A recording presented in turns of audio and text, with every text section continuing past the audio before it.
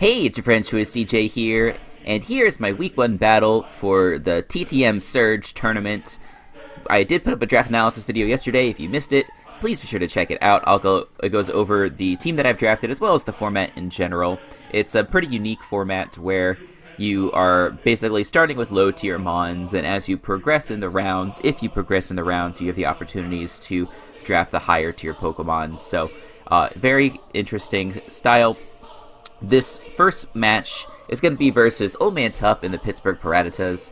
I mentioned in yesterday's video, if you're familiar with the Draft League community, you probably know Tup. He has been in the GBA in previous seasons, also been in NPA, done lots of other fun stuff. He has a pretty cool team here that I'll go over. He has Yanmega, Alamamola, Piloswine, Espeon, Lurantis, Aggron, Slurpuff, and Magikarp. I guess he sort of ran out of points towards the end and decided just to get Magikarp for 1 point. But I am not expecting him to bring that in this matchup. But low-key, Magikarp with Swift Swim actually would have been pretty awesome if he had gotten like Pelipper or something like that. But yeah, so for this round 1, I don't believe anybody gets knocked out in round 1.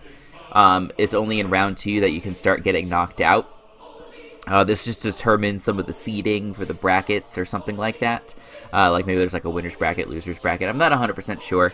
The rules are pretty new to me because this is a pretty much brand new style of Draft League format. So anyway, I'm going to go through the team very quickly, then we'll hop straight into the battle. So major threats on Tup's side, I think number 1 is Yanmega, just because it outspeeds the majority of my team, and if he brings like a Specs Tinted Lens set, there's not going to be very much that I can do versus that thing. So getting rocks up is sort of a priority for me.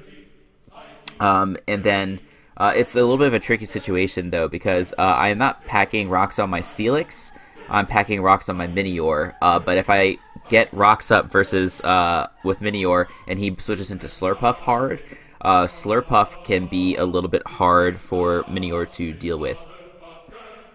It doesn't really have a good way to prevent it from belly drubbing, I guess is what I'm saying. So we're going to have to be very careful and pick our right opportunity to set up. But that said, like he has no responses to a couple of my mons.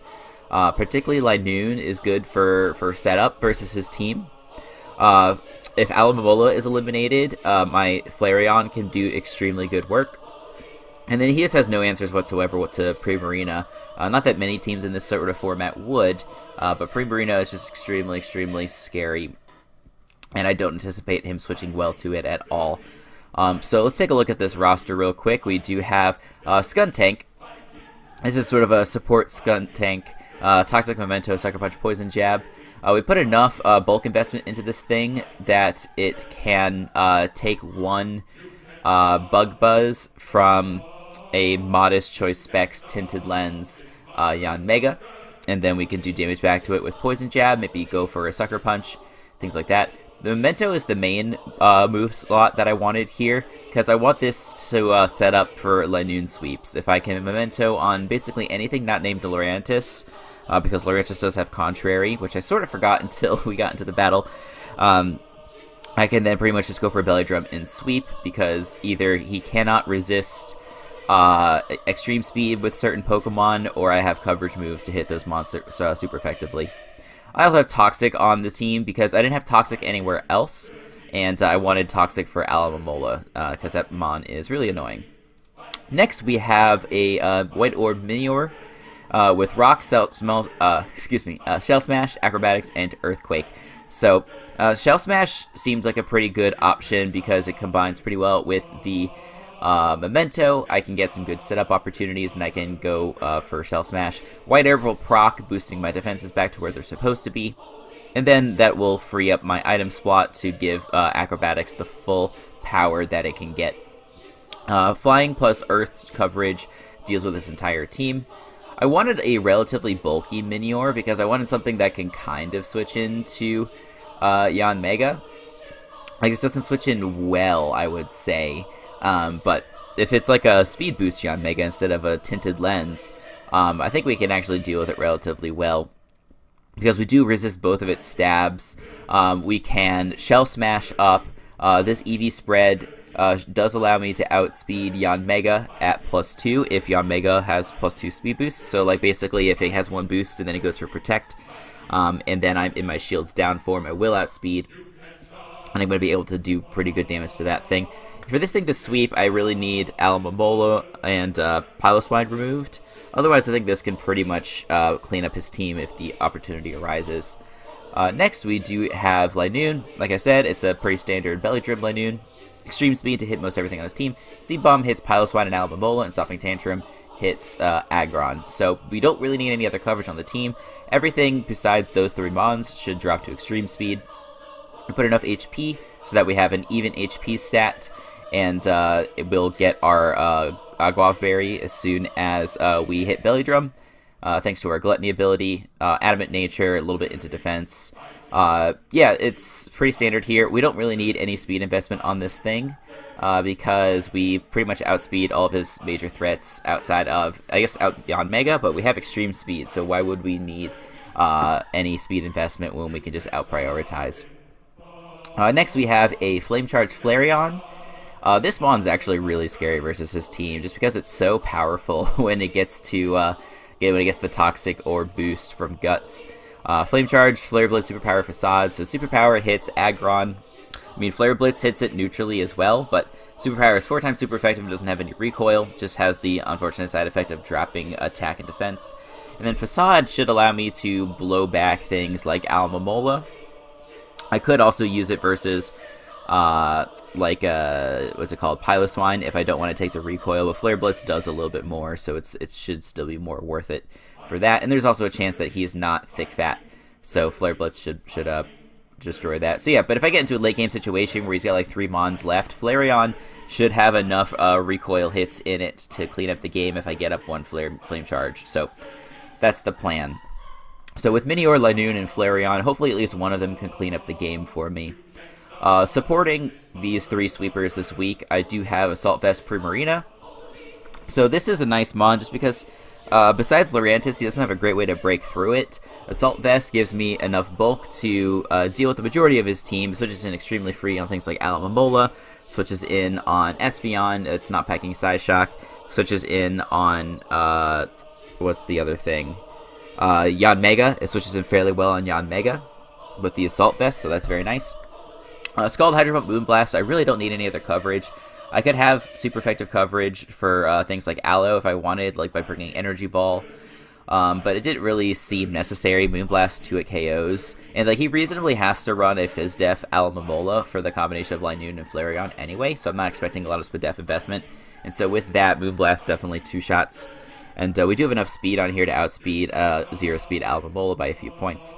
Because we didn't need any other coverage moves, I decided I would use Aqua Jet. So Aqua Jet plus Moonblast should kill most variants of Yanmega, which is pretty good. I could just one-shot it with Hydro Pump, but if I'm not in a position where I want to risk that, I could just go for the Moonblast into Aqua Jet.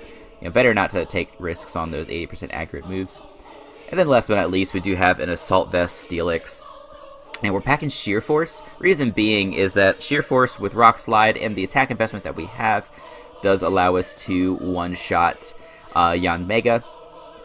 Otherwise, Heavy Slam allows us to deal with pretty much the majority of the rest of his team. Like we can one-shot Slurpuff with this Heavy Slam. Earthquake is there for Aggron. And then because I didn't really need any other coverage moves, I decided I would get Dragon Tail on there. We couldn't really fit any other move anyway. But yeah, this is just a really solid overall Mon this week. Checks both Yanmega and Slurpuff. Slurpuff, even though it can definitely 6-0 my team if I'm not careful, like basically everything on my team except Minior should be able to like one-shot it, more or less. Like Steelix can one-shot, Primarina can one-shot, Flareon. Linoon, if I'm in versus Slurpuff, I am either already at +6 or I can Belly Drum alongside Slurpuff. Minior is the only liability versus that thing. So anyways, like I didn't feel like I needed like a dedicated check to Slurpuff. Like Choppleberry Steelix didn't really seem necessary to me. I'd rather have the Assault Vest to make me a little bit better at dealing with Yanmega and Espeon and things like that. So that was the team. A little longer than I had hoped, but that's how I usually roll with these things. Now let's swap on over to the battle. And as you can see, Tup has brought Espeon, Alamomola, Lurantis, Aggron, Yanmega, and Slurpuff. And so the only mon that he didn't bring that he could have brought was Piloswine. Piloswine I thought would be pretty decent versus me, just because its stabs is very good versus my ground resists. So like Minior and Virizion both don't appreciate ice type moves, so he could have very easily brought that to abuse my switch-ins there. Luckily he didn't bring it though, so we're not going to have to worry so much about that. Yeah, it definitely would have bodied my team if he had brought it. But anyway, in terms of leads, like getting up rocks, as I said, is a priority for me, but I don't want to give Slurpuff a free opportunity to set up. So like if I led Minior and he led Slurpuff, I pretty much have to sack something and then bring in my Steelix and let my Steelix go down to basically like 6% HP, or I think it's like 3%. Whatever. I have enough defense investment on there so that a +6 Drain Punch will not kill me after rocks.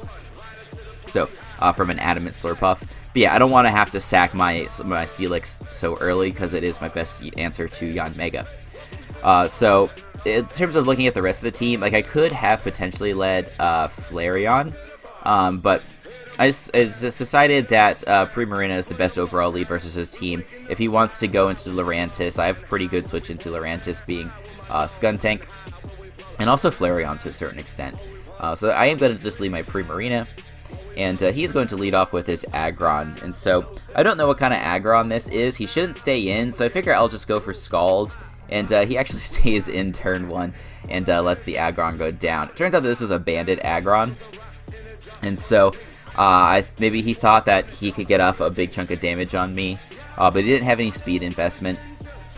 And Scald is enough to kill 1.5 Aggrons in that position. So he wasn't aware that I would do so much damage with Scald, which definitely works out for me. I thought maybe he was just gonna like go for rocks, like he's a sturdy Aggron, and get up rocks or something, because rocks is a little bit annoying. I've got 2 mons that are weak to rocks, but it was not the case. He was not sturdy. I think he was Rockhead. Is that right?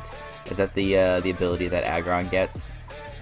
So that was definitely. Oh yeah, you guys can see here.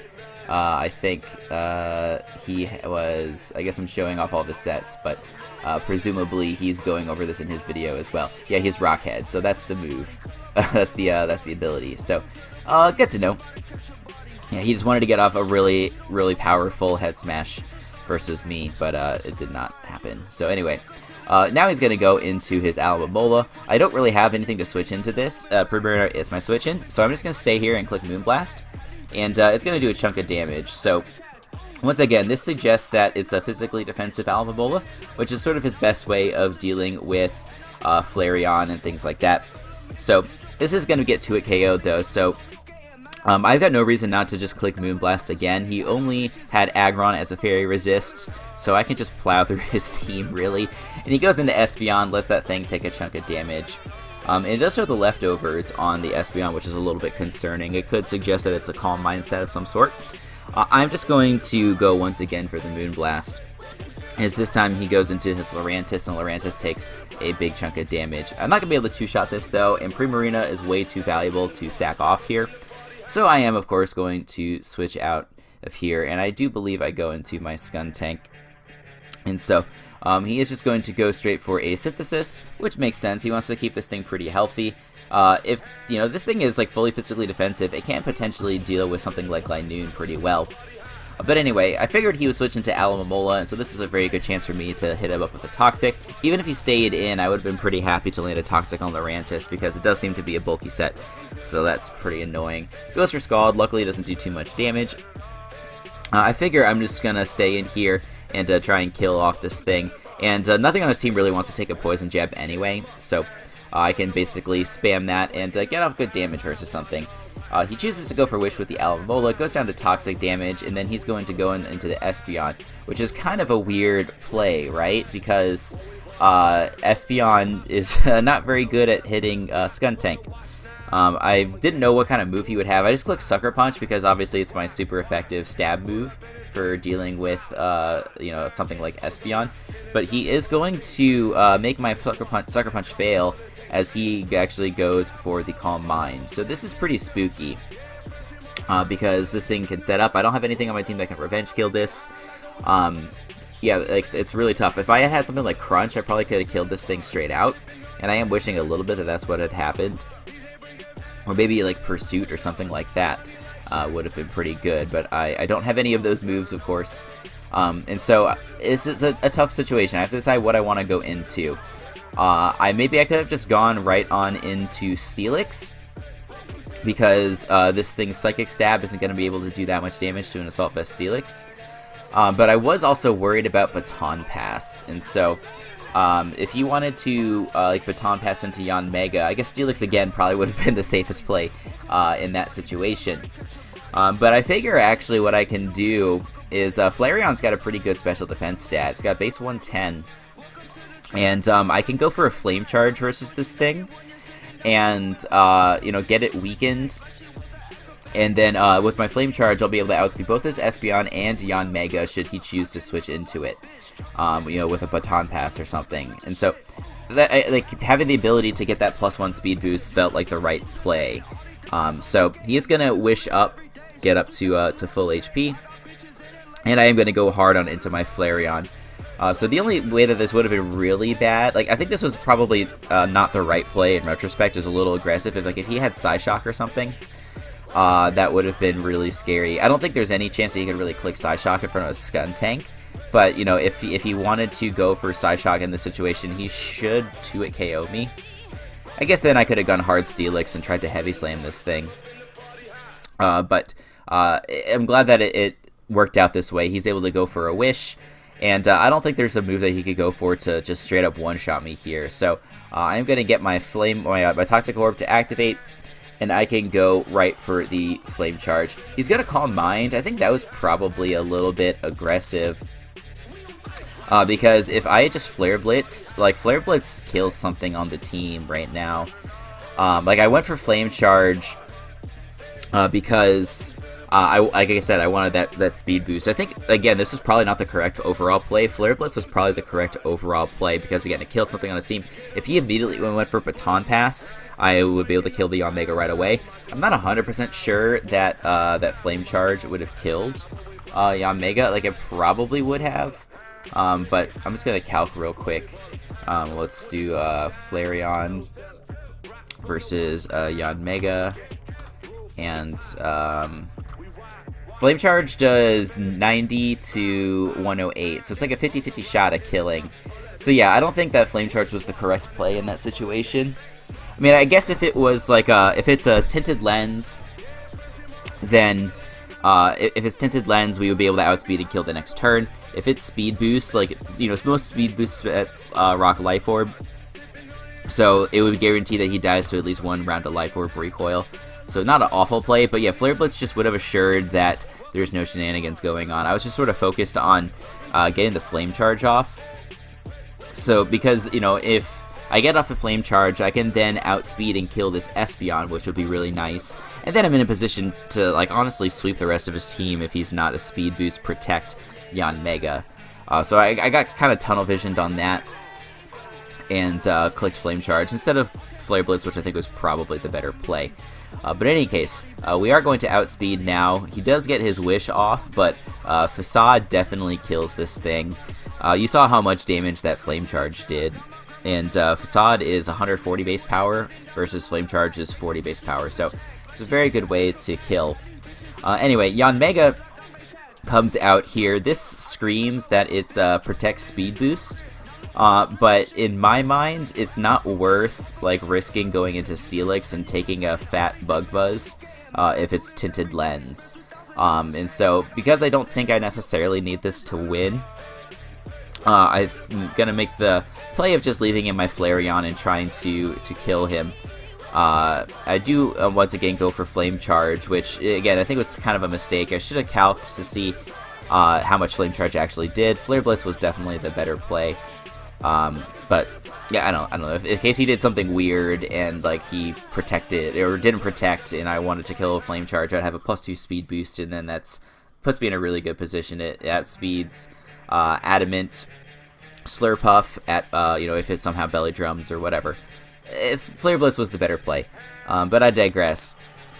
He is going to get his speed boost. And then he's actually going to go for the Supersonic Sky Strike here. So I had kind of forgotten that Yanmega was a Z move user. So again, not a great move on my part. But you know, it's good to confirm that this thing is speed boosted, not tinted lens. I think that makes this thing quite a bit easier to deal with. I can go hard into my Steelix, and there's no way that this Yanmega can kill my Steelix. He's going to go into his Lurantis. I'm just going to go for Rock Slide and do a little bit of damage, not a whole lot. He's going to go for the leftovers. I'm going to switch on into my Skuntank because, again, this is sort of my best way of dealing with this Pokemon right now. As he goes for the superpower and reveals that he is contrary. And so he actually hadn't gone for an attacking move up to this point. And I had completely forgotten that this thing has the option to use contrary in combination with superpower. It's definitely spooky. And the problem with this is that, one, I can't click Memento to bring in my Linoon and do a ton of damage to this thing, and, you know, basically clean up his team. But because he's now getting boosts, he's going to kill my Skuntank on the next turn, and I can't really retaliate with a ton of damage with Poison Jab because he's getting boosted. So I decided the best thing to do is just to go for Toxic to try and get some residual damage. And that's what I'm going to do. And, I don't have anything that can really handle Lurantis in this situation. So basically, I just need to stall out enough turns so that Toxic ends up killing it.